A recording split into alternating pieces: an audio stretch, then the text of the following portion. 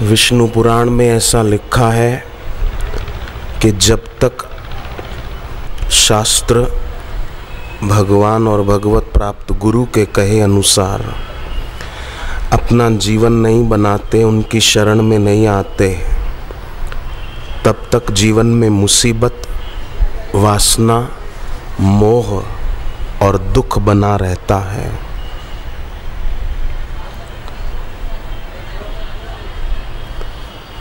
जन्म पर जन्म होना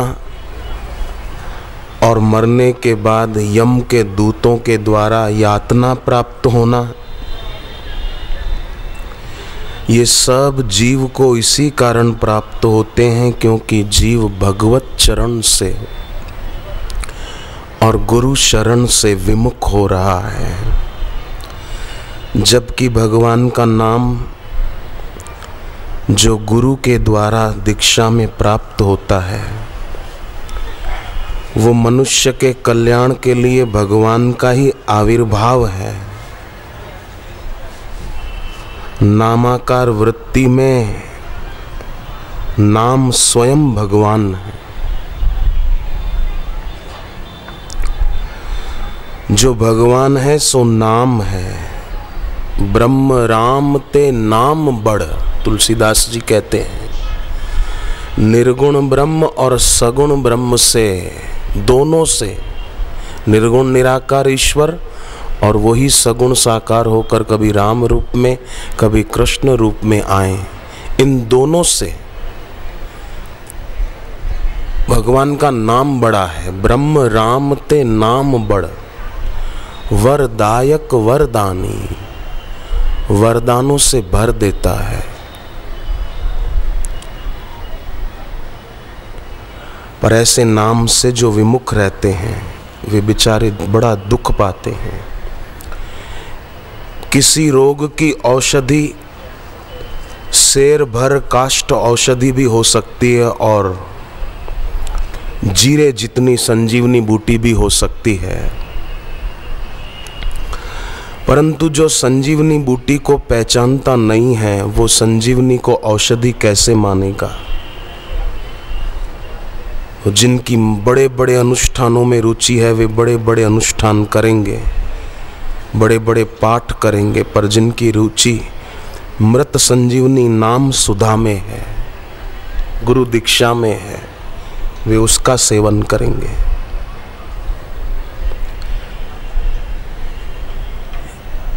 एक लड़के को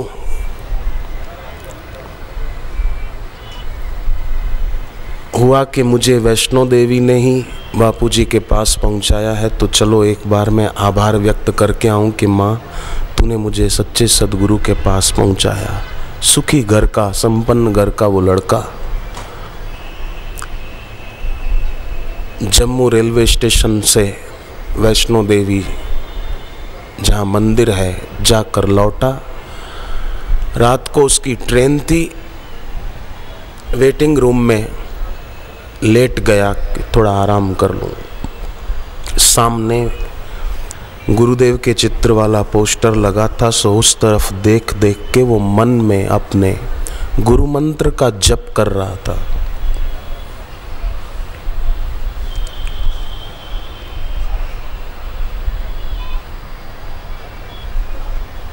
जप करते करते अचानक उसको प्रेरणा हुई गुरुदेव की, चित्र में से प्रेरणा मिली कि उठो और बाहर चले जाओ।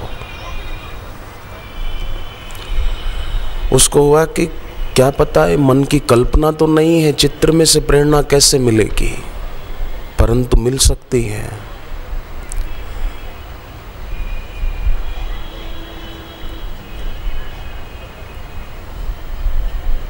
जो सदगुरु एक साधारण नर नहीं है, नर के रूप में नारायण है, एक साधारण मानव नहीं है, परमानव के रूप में मालिक हैं। ऐसे सदगुरु के बिना का जीवन तो ऐसा है जैसे अंधेरी रात में बिजली भी गई और दिया भी बुझ गया। नाव सागर में है और दिशा का पता नहीं, और पतवार भी पानी में डूब गई है। ऐसा जीवन हो गया है। बालापन खेलन में खोयो कियो बड़ी नादानी, आई जवानी की मनमानी, चाल चले मस्तानी, सीधी चले न डगरिया भजन बिना। एक कन्या ने बापूजी से दीक्षा ली बिहार समस्तीपुर में, तो रोज सुबह जप करती, फिर पंचामृत पुस्तक भी पढ़ती थी। तो उसका भाई था ना, भाई का नाम प्रभात था, पर उसके जीवन में रात बनी हुई थी। जागरण का सवेरा हुआ नहीं था, मोह की रात बहुत घनी थी। माँ बाप का अपमान करता था, पैसा फिजूल बहुत खर्च करता था, अपशब्द घर में बोलता रहता था। पर एक दिन बहन को पंचामृत पुस्तक पढ़ते देखकर भाई ने कहा, बहन ने जब पुस्तक पढ़ ली, कि दीदी मैं भी ये पुस्तक पढ़ूं थोड़ी देर। बहन ने कहा पढ़ो, और वो पुस्तक पढ़ते ही उसके जीवन में मानो मोह की रात्रि का अंधेरा हट गया। जैसे सूर्योदय न हुआ हो फिर भी थोड़ा थोड़ा उजाला तो हो ही जाता है ना, ऐसे उसके जीवन में मानो प्रकाश हुआ पंचामृत पुस्तक पढ़ने से। आश्रम की एक एक पुस्तक वो एक एक उपनिषद है। असंख्य लोगों के पत्र अहमदाबाद आश्रम में आए हैं कि आश्रम का साहित्य पढ़ने से उनके जीवन में प्रकाश हुआ है। मैं जब आश्रम की गाड़ी के द्वारा साहित्य प्रचार के लिए बाहर जाता था, एक बार कलकत्ता गया था। एक सज्जन ने आश्रम की अलख की ओर नाम की पुस्तक केवल 2 लाइनें बीच में से पढ़ी। उन्होंने मुझे कहा, ये पुस्तकें जितनी भी हो आपकी गाड़ी में हमको दे दो। तब तो हमारे पास गाड़ी में वो 200-250 पुस्तकें थी अलख की ओर, वो सारी उन्होंने खरीद ली और कहा कि ये मैं और मेरे परिचितों तक पहुंचाऊंगा। आश्रम की बापूजी की पुस्तकें सचमुच बड़ी कल्याणकारी हैं। फिर उसने और भी पुस्तकें वो अहमदाबाद से मंगाई। एक पुस्तक केवल अलख की ओर ही नहीं, चाहे ईश्वर की ओर हो, चाहे दैवी संपदा, समता साम्राज्य, आरोग्य निधि, दिव्य प्रेरणा प्रकाश, जीवन विकास, ये आश्रम का साहित्य बड़ा काम करता है। लोगों के जीवन में से दुखों का अंधेरा दूर करता है।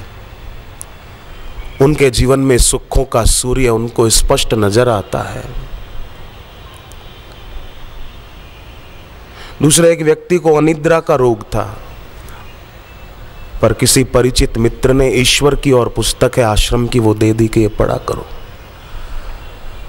पहले गोलियां और इंजेक्शन लेने के बावजूद भी नींद नहीं आती थी, पर ईश्वर की और पुस्तक ने उनके मानसिक तनाव को दूर कर दिया, रोग और शोक से उन्हें छुड़ा दिया, और वो अभी बहुत सुखी हैं। उन्होंने भी फिर ईश्वर की और बहुत सारी पुस्तकें मंगाकर और अपने मित्रों और रिश्तेदारों तक पहुंचाई।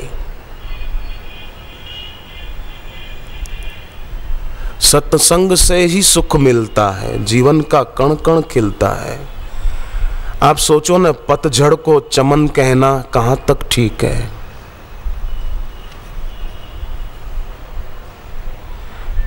पलटू दास महात्मा हो गए, वो कहते थे, क्या सोया तू बांवरे बीता जात वसंत। जीवन का वसंत बीतता जा रहा है, पतझड़ आ जाएगी, फिर क्या करेगा तू। क्या सोया तू बांवरे, ए बांवरे तू क्यों सोया है। मृत्यु आती है तो बड़े से बड़ा राजा भी इस संसार से रंक की तरह ही जाता है। भगवान बुद्ध जब घर से चले तो लोगों ने उनको रोका। बुद्ध ने कहा कि घर से किसी के कंधों पर चढ़कर जाना पड़े उससे तो अच्छा है कि मैं ही जाता हूँ। जो छिन ही जाता है वो तो नासमझ ही पकड़ते हैं। समझदार लोग तो संसार से ऐसे गुजरते हैं जैसे कोई धर्मशाला से गुजरा।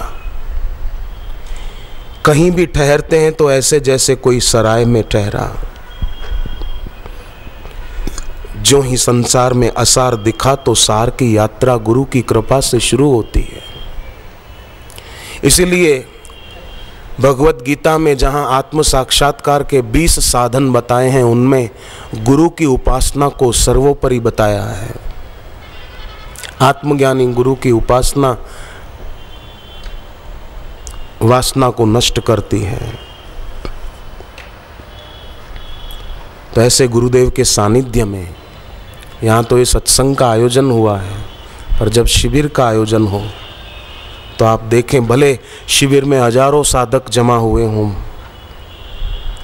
पर एकांत रहता है, बड़ी पवित्रता रहती है, क्योंकि बापूजी की उपस्थिति वो बड़ा महत्व रखती है।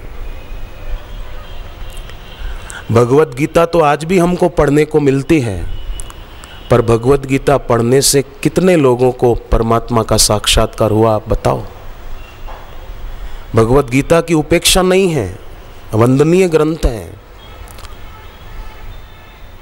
पर भगवान कृष्ण की मौजूदगी में जो हुआ, वो भगवत गीता पढ़ने वालों को वैसा अनुभव नहीं हुआ। शास्त्रा की मौजूदगी बड़ा काम करती है। उसी प्रकार गुरुदेव की उपस्थिति शिविर में, सत्संग में, उससे बड़ा भारी लाभ होता है। तो अधिक लोग संपर्क में ही उलझे रहे, मेरा तेरा, दुकान, नौकरी, इधर जाना है, उधर जाना है, तो इससे 4 दोष आ जाते हैं। एक तो निंदा का दोष आ जाता है, फिर निंदा करेंगे या तो सुनेंगे। इसलिए भगवत गीता में कहा, विविक्त सेवी लघ्वासी। गुरु गोरखनाथ ने भी कहा, एकांतवासो आदि आदि, एकांतवास किया जाए। आप सोचो ना, कोई बोले क्या करे, चारों तरफ धूप ही धूप है, बहुत परेशान है। पंडाल से बाहर जाओ तो चारों तरफ धूप ही धूप है, पर भाई पंडाल के अंदर आ जाओ तो धूप नहीं है, धूप से तो बचे।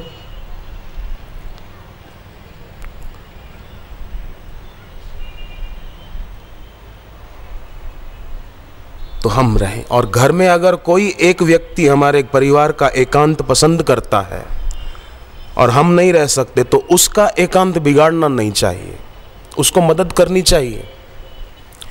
महाराष्ट्र के तरफ, मैं शहर का नाम बोल रहा हूँ, एक कन्या ने दीक्षा ली, सोचा कि मेरी युवावस्था संसार में तबाह करने के लिए नहीं है, कल्याण करने के लिए है। मैं युवावस्था में मीरा और वेदवती की तरह अपना जीवन उन्नत बनाऊं, मेरे यौवन को वंदनीय बनाऊं। सो दीक्षा ली बापूजी से, और घर पे जप तप खूब अच्छी तरह से करती थी, और बाल संस्कार केंद्र भी चलाती थी। कॉलेज में जाती थी, पर चरित्रहीन लड़कियों के संग से अपने को दूर रखती थी। दुसंगः सर्वथैव त्याज्यः, बुरा संग हमेशा छोड़ने योग्य है। श्रीमद् भागवत के 3 स्कंद में कपिल भगवान माता देवहूति को कहते हैं कि माँ, दुर्जनों के संग से सज्जनों को दूर रहना चाहिए। जो संत शास्त्र और भगवंत की निंदा करते रहते हैं, क्योंकि ऐसे दुर्जन 6 प्रकार के दोषों से भरे रहते हैं। माँ, कपिल भगवान कहते हैं, भगवान विष्णु के 24 अवतार हुए, उसमें से एक कपिल भगवान का अवतार, जिनका स्थान अभी भी गंगा सागर में बना हुआ है, कलकत्ता से 100 किलोमीटर दूर। मैंने देखा है वो स्थान। पहला दोष होता है दुर्जनों में अशांतेषु, उनमें सत्व गुण का बल नहीं होता है, तमोगुण बहुत होता है, खुराक भी ऐसा लेते हैं ना। दूसरा दोष होता है मूढ़ेषु, मूढ़ होते हैं, शास्त्र ज्ञान से हीन होते हैं, न कभी गुरु का सत्संग सुना, न गुरु की वाणी जो साहित्य में है वो पढ़ी। दिल्ली से एक आदमी ने अपनी भतीजी को, जो अमेरिका में रहती थी, अमनदीप कौर उसका नाम था, उसको सत्संग की पुस्तकें भेजी अमेरिका। कन्या ने वो पुस्तकें पढ़ी उसको बहुत अच्छी लगी।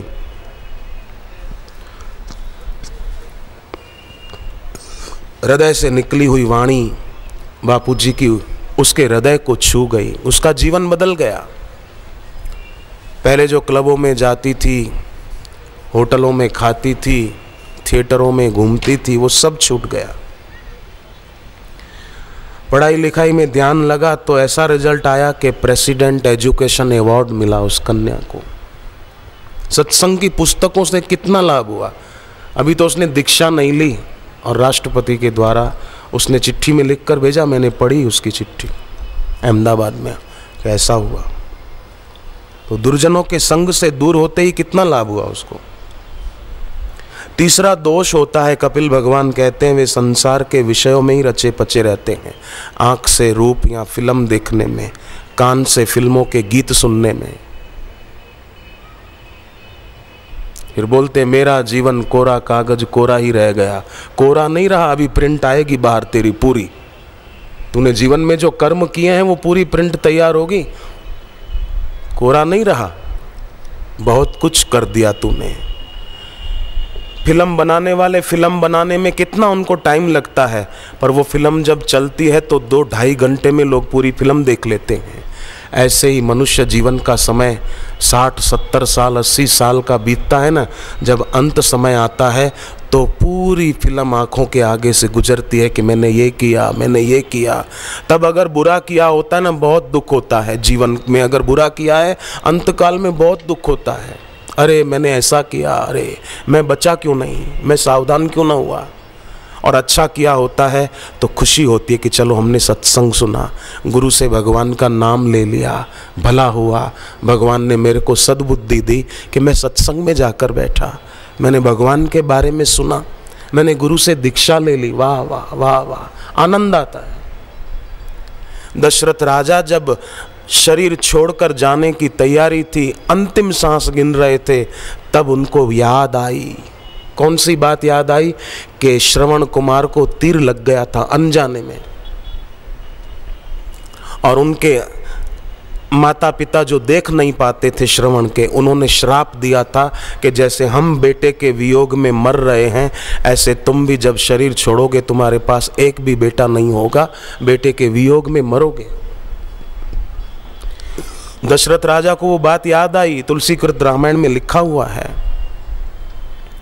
तापस अंध शाप सुधि आई, कौशल यही सब कथा सुनाई। इसलिए जो जीवन काल में सावधान रहता है ना, वो बहुत सुख पाता है। तो बापूजी की वाणी हमें सजाग करती है। सीडी के द्वारा सुने बार बार, MP3 हैं कई बापूजी के सत्संग की। साधक ऐसा चाहिए सत शिष्य के लिए। उच्च कोटि के साधक जो साधना करते हों, उनको सुने तो सुनने से फिर और उन्नत होंगे।